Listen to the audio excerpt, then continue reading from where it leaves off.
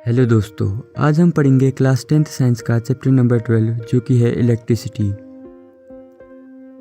सबसे पहले हम electric current and electric circuit के बारे में पढ़ेंगे। इलेक्ट्रिक करंट को जानने से पहले हम इलेक्ट्रिक चार्ज के बारे में पढ़ेंगे। तो ये तो हमें पता है कि चार्ज दो प्रकार के होते हैं, पॉजिटिव और negative.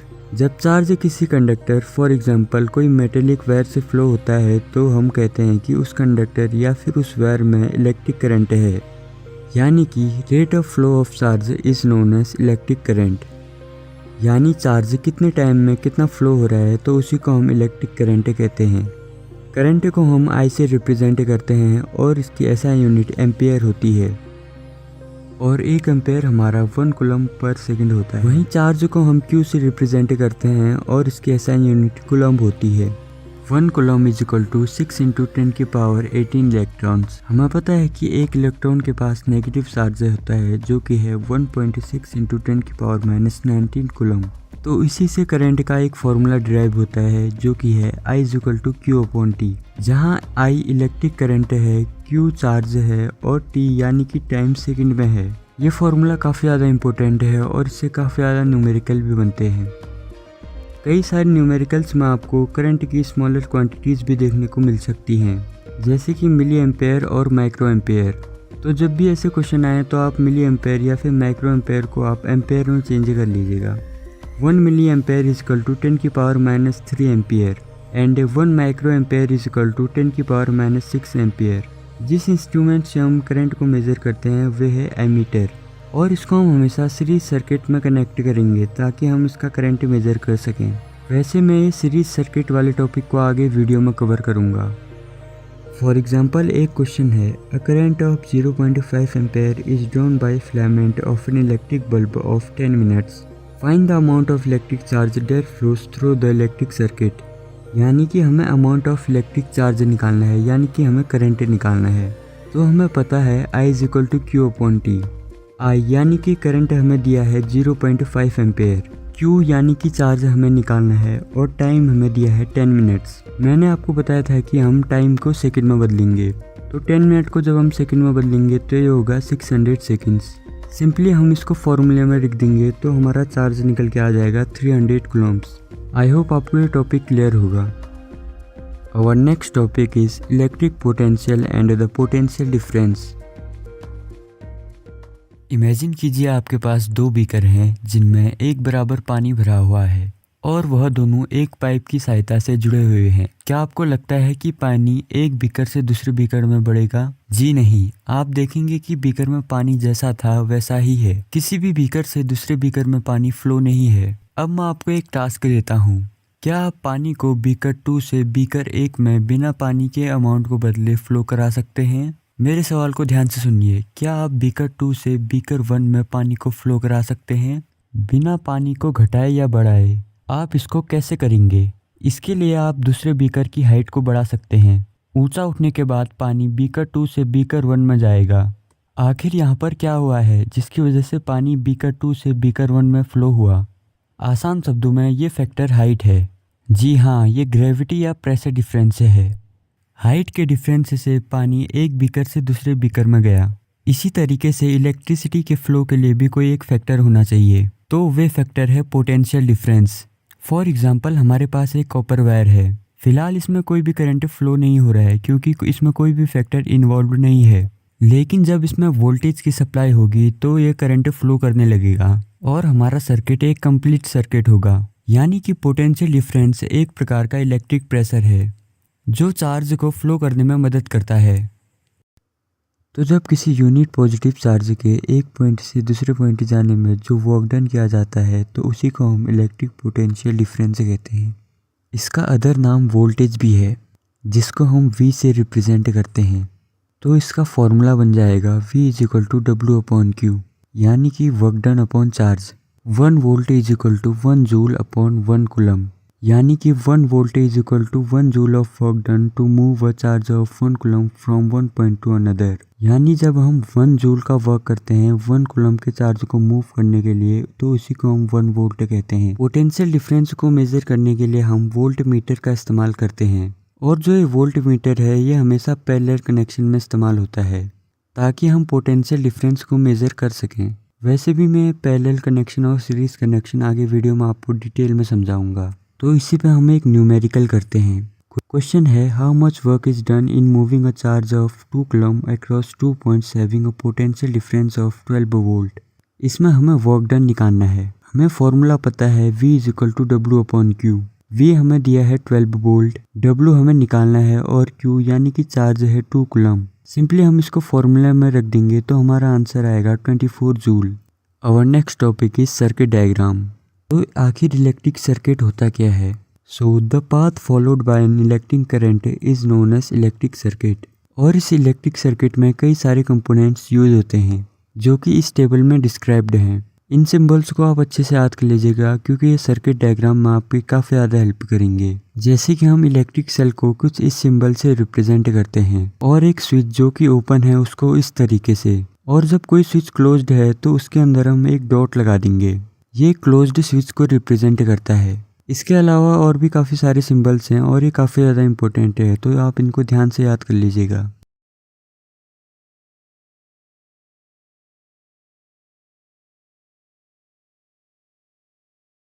Our next topic is Ohm's law.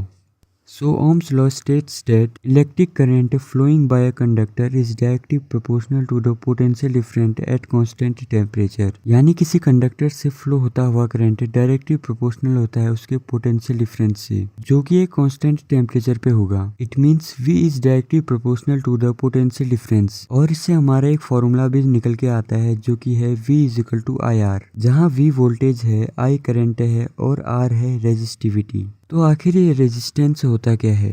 Property of conductor to oppose the flow of charge is known as resistivity. यानी कि करंट को पास होने में जो रुकावट सामने आती है तो उसी को हम रेजिस्टेंस कहते हैं। सबसे कम रेजिस्टिविटी सिल्वर एलिमेंट की होती है और इससे करंट काफी इजीली फ्लो हो जाता है।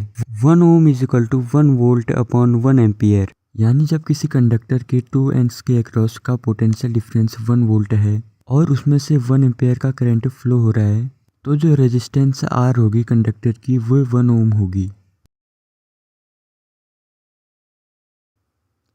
Our next topic is factors on which resistance of a conductor depends. इस टॉपिक में हम जानेंगे कि रेजिस्टेंस यानी कि करंट के फ्लो में जो रुकावट है वे किन कारणों से होती है। वे क्या फैक्टर हैं जिस पे रेजिस्टेंस डिपेंड करता है? पहला फैक्टर है लेंथ ऑफ कंडक्टर। यहाँ पर आप कंडक्टर से कंफ्यूज मत होइएगा। कंडक्टर यानी किसी भी कोई चीज़ जिससे करंट इजीली फ्लो हो जाए उसी को हम कंडक्टर कहते हैं। फॉर एग्जांपल यहाँ पे आप कोई भी वायर ले सकते हैं, जैसे कि कोई कॉपर वायर जिससे करंट इजीली फ्लो हो जाए, वही कंडक्टर होता है। तो इस फैक्टर के अकॉर्डिंग अगर कंडक्टर यानी किसी वायर की अगर लेंथ ज़्यादा है तो उसकी रेजिस्टेंस भी ज़्यादा होगी, और अगर उस वायर की लेंथ कम है तो उसकी रेजिस्टेंस भी कम होगी। सेकंड फैक्टर है रेजिस्टेंस डिपेंड करता है उसके एरिया ऑफ क्रॉस सेक्शन, यानी कि वह वायर कितना मोटा है या पतला है। अगर कोई कंडक्टर मोटा यानी अगर कोई वायर मोटी है तो उससे करंट इजीली फ्लो हो जाएगा, और यानी कि रेजिस्टेंस उसमें काफ़ी कम होगा, क्योंकि जब वायर मोटी होगी तो उससे करंट इजीली फ्लो होगा जिसकी वजह से उसकी रेजिस्टेंस भी कम होगी। और अगर वह वायर पतली है तो उसकी रेजिस्टेंस ज़्यादा होगी, यानी कि उस वायर से करंट इजीली फ्लो नहीं हो पाएगा। तीसरा फैक्टर है नेचर ऑफ द मटेरियल, यानी कि जिस मटेरियल से आपका करंट फ्लो हो रहा है वो कैसा है, उसका नेचर कैसा है। फॉर एग्जांपल हम रबर और एक कॉपर वायर का एग्जांपल लेते हैं। यहाँ पे जो रबर है उसकी रेजिस्टेंस काफ़ी ज़्यादा होगी और जो कॉपर वायर है उसकी रेजिस्टेंस काफ़ी कम होगी, इसलिए जो करंट है वो कॉपर वायर से इजीली फ्लो हो जाएगा रेदर देन अ रबर। और आपने कई बार नोटिस करा होगा कि जो इलेक्ट्रिशियन होता है वे रबर के ग्लव्स या बूट्स पहनता है। ऐसा वह इसलिए करता है क्योंकि रबर एक इंसुलेटर है, यानी कि उससे करंट इजीली फ्लो नहीं हो पाता है, यानी कि उसकी रेजिस्टेंस काफ़ी ज़्यादा है। जैसा कि हमने पहले और दूसरे फैक्टर में पढ़ा कि अगर किसी भी कंडक्टर की लेंथ ज़्यादा है तो उसकी रेजिस्टेंस भी ज़्यादा होगी, और अगर उसकी लेंथ कम है तो उसकी रेजिस्टेंस भी कम होगी, और अगर वह कंडक्टर मोटा है तो उसकी रेजिस्टेंस कम होगी, और अगर वह वायर पतला है तो उसकी रेजिस्टेंस ज़्यादा होगी। यानी कि resistance of a uniform metallic conductor is directly proportional to its length and inversely proportional to the area of the cross sections, यानी कि R is proportional to L। तो इसी से हमारा एक फॉर्मूला सामने निकल के आता है जो कि है R = ρ L/A, जहाँ पे रो है electrical resistivity of the conductor, L है लेंथ एंड ए है area of the cross section. तो इसी में एक टॉपिक आता है जो कि है रेजिस्टिविटी। देखो आप लोगों को पता है कि रेजिस्टेंस है क्या है, यानी कि जो इलेक्ट्रिसिटी के फ्लो में जो रुकावट हमारे सामने आती है उसी को हम कहते हैं रेजिस्टेंस। यहाँ रेजिस्टेंस और रेजिस्टिविटी में एक छोटा सा अंतर है। अगर मैं तुमसे कहता हूँ कि किसी वायर यानी किसी कंडक्टर से इलेक्ट्रिसिटी पास हो रही है तो तुमने उस वायर में कितना ज़्यादा करंट को रोका है, यानी मैं तुमसे कह रहा हूँ कि उस वैल्यू को न्यूमेरिकली निकाल के दिखाओ। तो रेजिस्टिविटी यानी कि किसी भी कंडक्टर की कोई न्यूमेरिक वैल्यू कि उसमें कितना पावर है करंट को रोकने की, वही है रेजिस्टिविटी। रेजिस्टिविटी को हम रो से रिप्रेजेंट करते हैं। रेजिस्टिविटी की ऐसा यूनिट है ओम मीटर।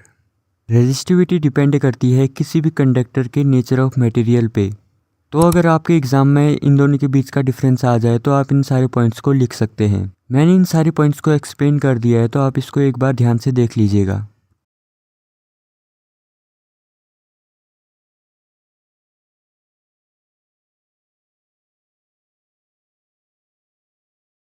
एग्जाम्पल आप इस टेबल को देखिए। यहाँ पे हमें 3 टर्म्स बताई हुई हैं। पहला है कंडक्टर, दूसरा है एलॉयज और तीसरा है इंसुलेटर्स। मैंने आपको बताया था कि कंडक्टर यानी कि ऐसी चीज़ जिससे करंट इजीली फ्लो हो जाता है, और ये भी बताया था कि जो सिल्वर एलिमेंट है उसकी रेजिस्टेंस से काफ़ी ज़्यादा कम है, यानी कि उससे करंट इजीली फ्लो हो जाता है, तो इसकी रेजिस्टिविटी भी काफ़ी कम होगी। यहाँ पे आप टेबल में देख रहे होगी कि हमने जो सारे मटेरियल है उनकी रेजिस्टिविटी को निकाला है, और ये कांस्टेंट टेम्परेचर पे है जो कि है 20 डिग्री सेल्सियस। सिल्वर एलिमेंट की रेजिस्टिविटी है 1.60 इंटू 10⁻⁻8 ओम मीटर। इसी तरीके से जो ये सारे मटेरियल है ये गुड कंडक्टर हैं इलेक्ट्रिसिटी के, यानी इनकी रेजिस्टिविटी जो है वे काफ़ी कम होगी।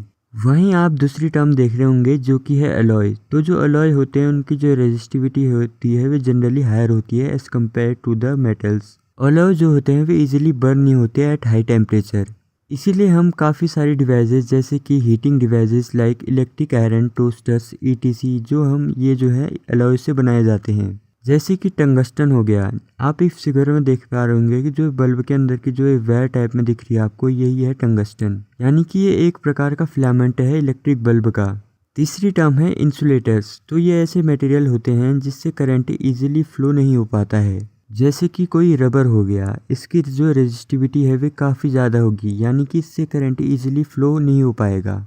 आई होप आपको ये टॉपिक क्लियर होगा। अगर आपको ये टॉपिक क्लियर नहीं है तो एक बार आप एनसीईआरटी बुक को पढ़ लीजिएगा और एक बार दोबारा इस वीडियो को प्ले कीजिएगा।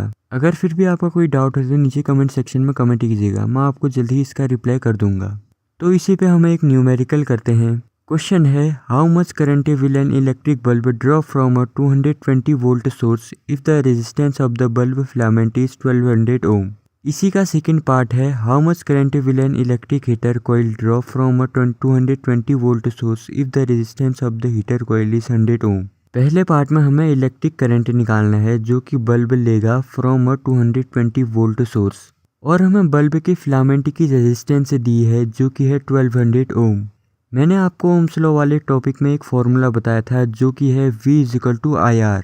हमें वोल्टेज दिया है और हमें रेजिस्टेंस भी दी है, हमें करंट निकालना है। सिंपली हम इसको फॉर्मूले में पुट कर देंगे तो हमारा करंट निकल के आएगा 0.18 एम्पियर। इसी का जो सेकंड पार्ट है उसमें हमें हीटर की इलेक्ट्रिक कॉइल की रेजिस्टेंस दी है 100 ओम। वोल्टेज सेम है और इसमें भी हमें करंट को निकालना है। सिंपली हम इसको फॉर्मूले में रख देंगे तो हमारा करंट निकल के आएगा 2.2 एम्पियर। आई होप आपको ये क्वेश्चन क्लियर होगा। इस पे हम एक और न्यूमेरिकल करते हैं। क्वेश्चन है the potential difference between the terminals of an electric heater is 60 volt when it draws a current of 4 ampere from the source. What current will the heater draw if the potential difference is increased to 120 volt. इस question को ध्यान से समझिए। यहाँ हमें दिया है कि जो इलेक्ट्रिक हीटर है उसका जो पहले जो वोल्टेज था वो है 60 वोल्ट, और तब उसमें से 400 एम्पियर का जो करंट है वे ड्रॉ कर रहा है। हमें पूछ रहा है कि जब हम वोल्टेज को 120 वोल्ट कर देंगे तो जो करंट होगा वे कितना होगा। तो सबसे पहले हम गिवन लिखेंगे। हमें वोल्टेज दिया है पहले टाइम का जो कि है 60 वोल्ट, करंट है 4 एम्पियर। सो ओम्स लॉ के अकॉर्डिंग V=IR, यानी कि R=V/I। V हमें दिया है 60 वोल्ट, I हमें दिया है 4 एम्पियर, यानी कि 60/4 = 15 ओम। मतलब जब इलेक्ट्रिक हीटर 60 वोल्ट की सप्लाई ड्रॉ कर रहा है फ्रॉम 4 एम्पेयर के सोर्स में, तब उसकी रेजिस्टेंस होगी 15 ओम। हमें बताया गया है कि जो पोटेंशियल डिफरेंस है यानी कि जो वोल्टेज है वे 60 वोल्ट से इंक्रीज होकर 120 वोल्ट हुई है।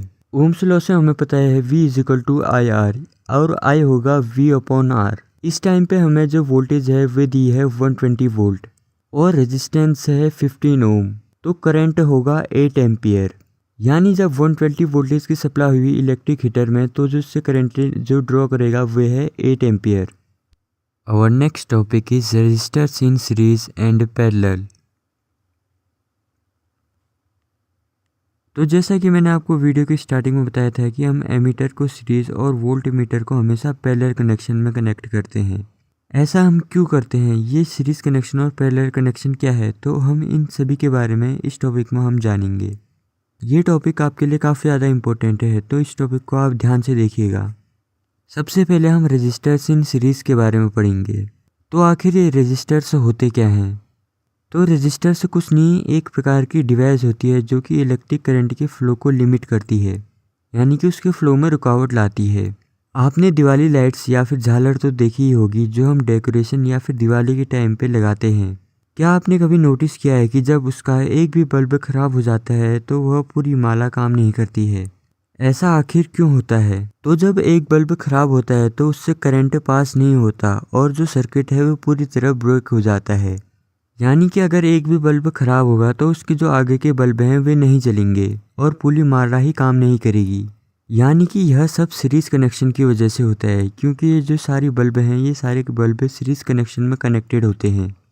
सीरीज सर्किट में जो रेजिस्टर्स हैं उनको हम एंड टू एंड कनेक्ट करते हैं, यानी एक के बाद एक ऐसे लगाते जाते हैं। और जो सीरीज कनेक्शन है उसमें जो करंट होता है वे सारे बल्बों में एक समान जाता है। यानी जो भी सारे रेजिस्टर्स या फिर बल्ब हैं उनमें जो करंट है वे सेम जाएगा, लेकिन जो वोल्टेज है वे डिफरेंट होगा। तो आप इसको सिंपली ऐसे भी समझ सकते हैं कि जब पहले के बाद जो दूसरा बल्ब होता है उसमें जब वोल्टेज सप्लाई होगी तो वोल्टेज कम होती जाएगी। यानी कि पहले जो बल्ब है उसमें वोल्टेज ज़्यादा होगी, दूसरे में कम होगी, तीसरे में और कम होगी, इसी तरह यह चलते जाएगा। आपको वैसे यह एग्जाम में लिख के नहीं आना है, मैं आपको खाली समझाने के लिए बता रहा हूँ। सो एज अ कंक्लूजन, जो सीरीज सर्किट है उसमें जो सारे रजिस्टर्स हैं या फिर जो भी बल्ब हैं उनमें सारा जो करंट है वे इक्वली डिस्ट्रीब्यूट होगा, लेकिन जो वोल्टेज है वे सारे रजिस्टर्स या फिर बल्ब में डिफरेंट होगी। तो इसी से हमारा एक फॉर्मूला निकल के आता है जो कि है R is equal to R1 plus R2 plus R3। मैं आपको जो भी इसका डेरिवेटिव है वे नहीं बता रहा हूँ, मैं आपको खाली फार्मूला बता रहा हूँ और आप इस फार्मूले को ध्यान से याद कर लीजिएगा, क्योंकि ये न्यूमेरिकल में आपकी काफ़ी ज़्यादा मदद करेगा। जो R है वे है total resistance of the circuit, R1 है resistance of the first resistor, R2 है second resistance of the resistor. Similarly जो भी सारे रजिस्टर्स हैं उनको आप आगे को ऐड करते जाइएगा।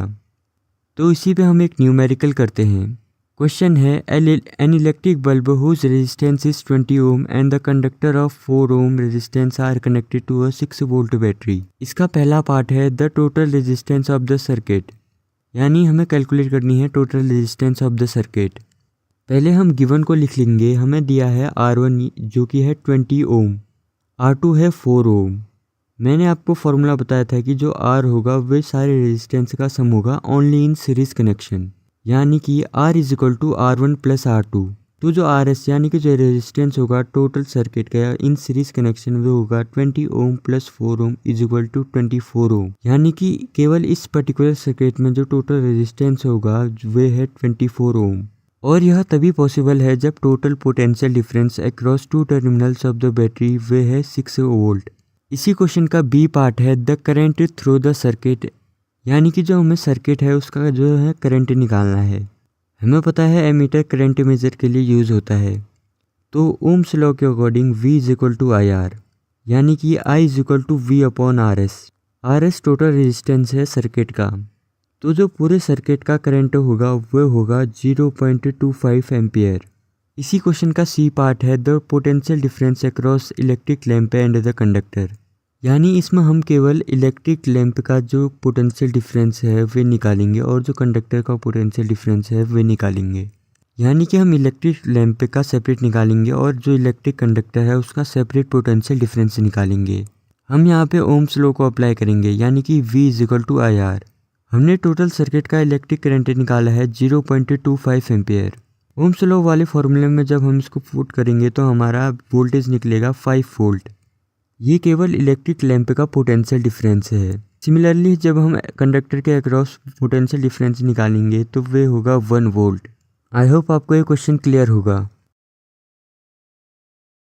Our next topic is resistors in parallel. जो पैरेलल सर्किट है इसमें हम जो रेजिस्टर्स हैं उनको हम एक के ऊपर एक ऐसे करके हम एक सर्किट बनाते हैं।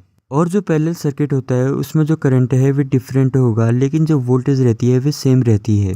तो इसका फॉर्मूला बन जाता है 1/RP = 1/R1 + 1/R2 + 1/R3 and so on. RP show करता है equivalent resistance of the parallel combination of resistors. मैं आपको इसका डेरिवेशन नहीं बता रहा हूँ, आप केवल इसका फॉर्मूला याद कर लीजिएगा।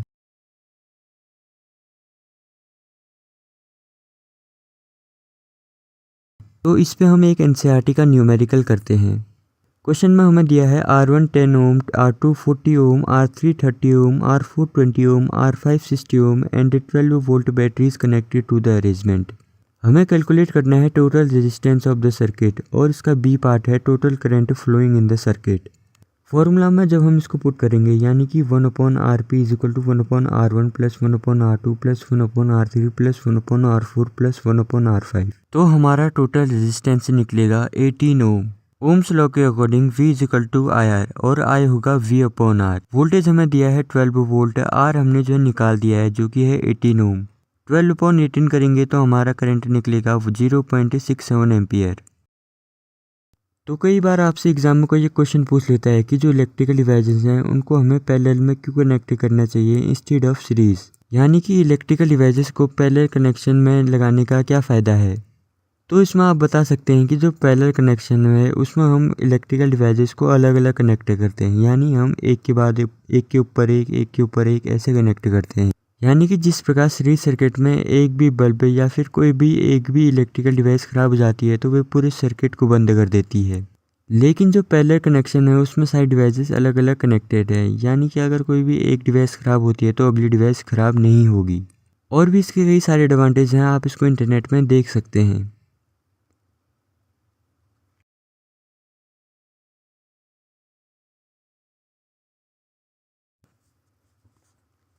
Our next topic is heating effect of electric current।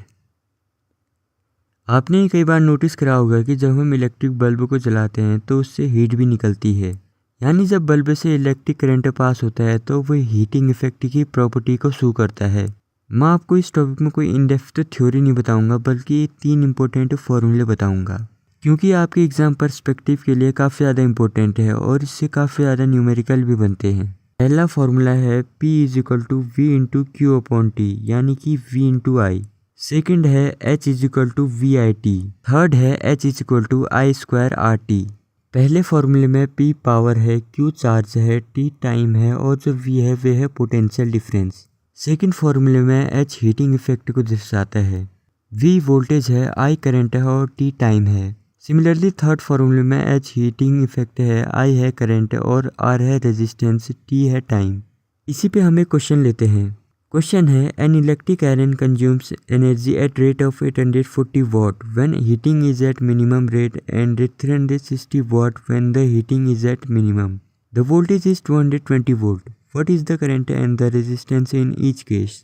हमें क्वेश्चन में दिया है कि जो इलेक्ट्रिक आयरन है वे कंज्यूम करती है 840 वॉट एनर्जी जब हीटिंग एनर्जी 360 वॉट के मैक्सिमम रेट पे है, और 360 वॉट एनर्जी कंज्यूम करती है जब heating is at minimum. Voltage हमें दी है 220 वोल्ट। हमें निकालना है current and the resistance in each case. मैं आपको बता दूं पावर की यूनिट होती है वॉट। सबसे पहले हम इलेक्ट्रिक करंट निकालेंगे जब हीटिंग है एट मैक्सिमम रेट। तो इस क्वेश्चन में हम फॉर्मूला लगाएंगे P = V × I।